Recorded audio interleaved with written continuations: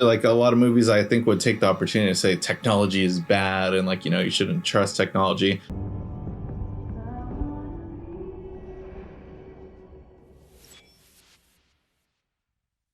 Play.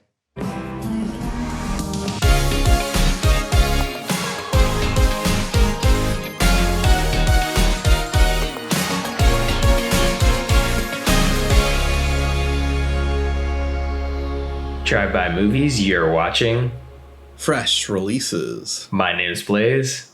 And my name is James. And this week we're talking the film brand new to Showtime, After Yang. What are you watching?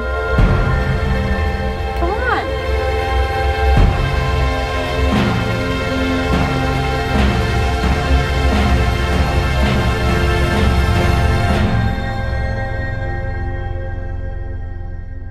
After Yang takes place in the near future, where a family reckons with questions of love, connection, and loss after their AI helper unexpectedly breaks down.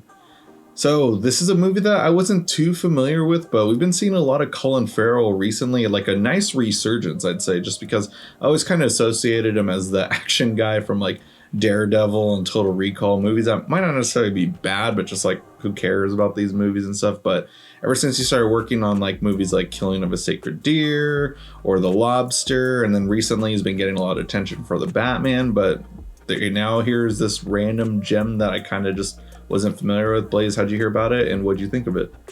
So I remember hearing recently from Sundance a lot of people talking about, watching this movie at the festival. And here we are like a month later, and basically you could just watch it on Showtime. So we both did that, which was kind of cool. Glad I didn't pay the however much it was to watch it at at Sundance. But anyways, this film I guess premiered at Cannes and then now played did the festival circuit, but now is on Showtime.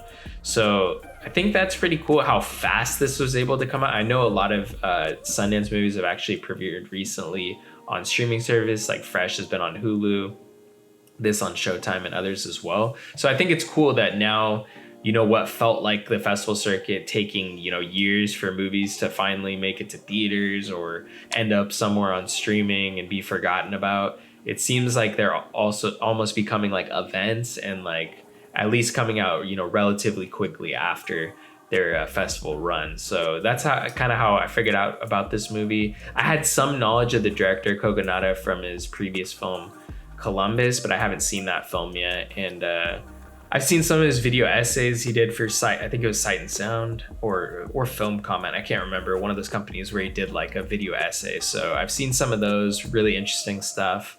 And it was cool to finally see a feature film by him.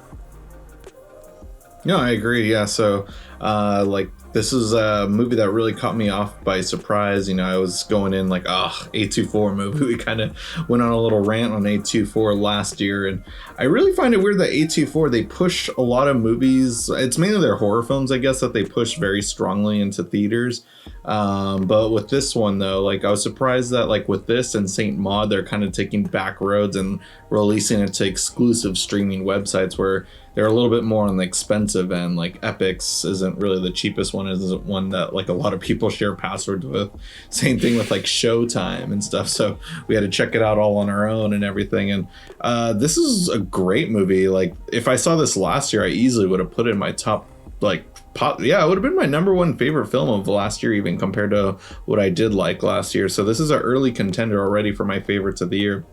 I was just really moved by it, even though there's not really a whole lot going on. It could feel long for some people just because it's a lot of quick shots and takes of just beautiful cinematography, but I was just really enthralled waking up to it, watching it, and just seeing the beautiful shots that they got within this movie. Just definitely check it out for the cinematography on its own. But its story, while simple and might be similar to some other movies I haven't seen, like Steven Spielberg's AI or any other of these type of movies, really. I know there's a bunch of movies kind of like this, but just I like this take on the future. It feels very realistic, I'd say, on how our future might go, and just the fact that it's all shot at a house for the most part, couple shots maybe at cafes, and then mainly just car shots too. Just the idea that they're able to explain and show so much with so little. It's one of those movies where like I was just like we were kind of saying with our review of the Batman last week, there were a couple moments like don't tell us, show us, and this movie's just all show the whole movie, and I absolutely loved it. Yeah, definitely. I thought that just the way that this film kind of tackles what seems like could be honestly like a family drama, but, you know, twisted on its head a little bit, does it in a sci-fi element, and also, you know, finding out more about this character who's, you know, I guess he's like, he's an AI, but he's also a robot. Does that have a specific name, or I guess you just say a robot, you know?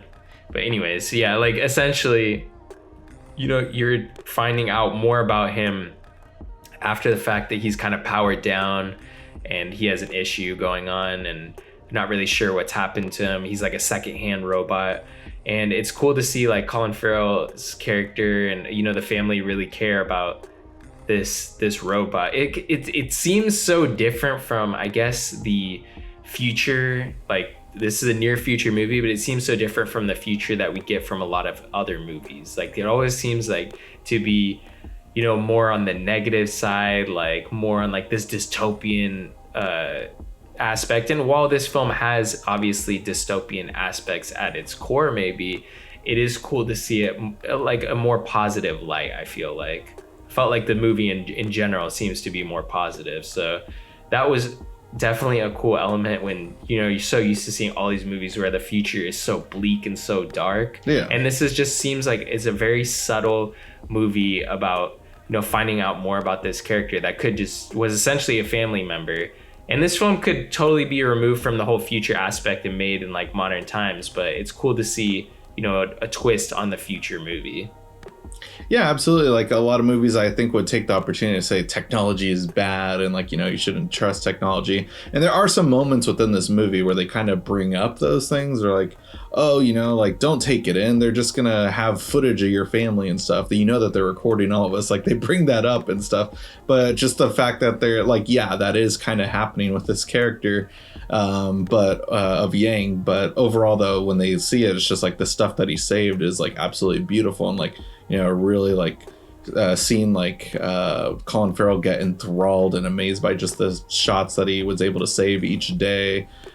Just like is really like heartbreaking, but just like heartwarming too at the same time. Like just it really like caught me off guard, just like seeing these moments and just how real it feels. And just like I really felt like I was watching a POV. A lot of movies don't take POV like shots like too well, I thought, but they really did like took advantage of like just making sure each shot looked beautiful. Like you could have easily just made the trailer like I kind of thought of the Tree of Life trailer where it's just kind of all these beautiful shots, and easily you could have just the first montage we see into Yang's mind when Colin Farrell first looks into it, I was like that could have been the trailer for the movie, and I would have just been like, whoa, what was that? Those were all cool shots. And yeah, like if like there's not really too much to really go with for the story and stuff. Like it's pretty simple and I can explain it all within like a 40-second thing of what happens beginning to end, but just I'm amazed by it though. Yeah, definitely.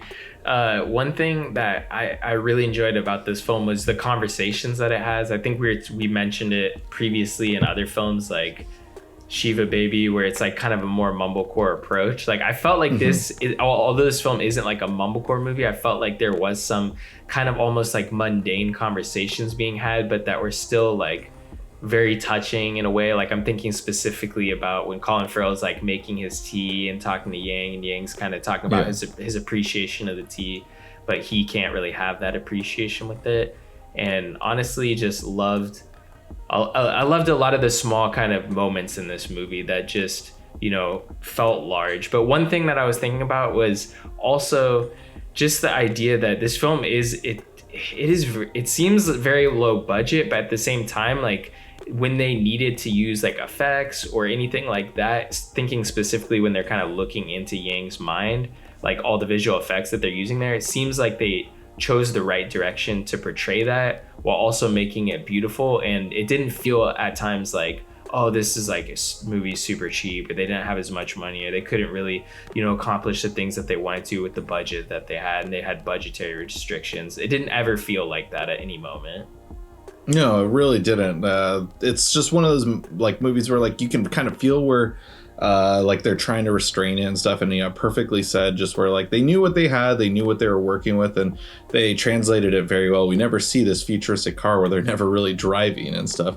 They just did the right thing of just having them drive through a tunnel through big glass windows and just have them converse the whole way. We know that they're in a self-driving car, but it's just focus on them to where you just don't really care and you're not really paying attention. All that technology is there, and I like the aspects of like the cell phone conversations that they're having where they're kind of just looking straight at the camera and everything, but you assume that they're looking, I don't know, at some kind of screen, or I don't know what it was, but just like it's very well edited and just feels very believable without making you think too much and stuff, and just like so much praise coming from me, I guess, like, which I feel is rare. Yeah, definitely. One thing I do like, kind of, piggybacking off what you said there, was just the idea that they really leave your imagination up to filling in the blanks in the technology, which makes it almost feel timeless. Like, I feel like if I look at old films, I guess, I'm going to reference another movie, not necessarily that Colin Farrell was in, but thinking about Total Recall, the 90s version, the Verhoeven version, they have like video phones in it and stuff. And then I remember like thinking about all those futuristic science fiction movies as a kid, like when are we going to get hoverboards or video phones? And it's like now we have like FaceTime, which is literally a video phone, but it doesn't look at all like how it looked in Total Recall, or like literally a freaking TV with a phone on it or something, So it's fun that this film like literally takes the smart decision to let you fill in the blanks with those moments, not show everything entirely. You have these cool you have these cool gadgets and stuff, but it still feels very timeless. Exactly, yeah. Like it cuts to the point across and everything, and just the idea that the AI is just your basic human, and they're even saying that he's going to start decomposing like a normal body and everything is just, fascinating and everything. The approach that they did to this, they could have went crazy sci-fi, like say they wanted to Legendary got the rights to this movie and wanted to remake it and stuff. I'm sure they could go a crazy CGI route, but just like they captured it perfectly within this movie. I'd say it's one of my most recommended movies as of recently. It's already going to be one of the top movies of 2022 for me. Be sure to check it out. Like, yeah, you can check it out through Showtime. You'll be able to rent it pretty soon, I hope. Be sure to do that, and after doing that, come back here, leave a comment letting us know what you thought about the movie. And if you guys haven't already, go ahead and smash that like button, hit the subscribe button, and click the notification bell to get all of our latest updates. And if you can't get enough of us here on YouTube, be sure to catch all our social media links down below. We got Instagram, Twitter, TikTok, Letterboxd. Check us all out. Anyways, guys, that'll conclude this week's episode. Tune in next week for a brand new video.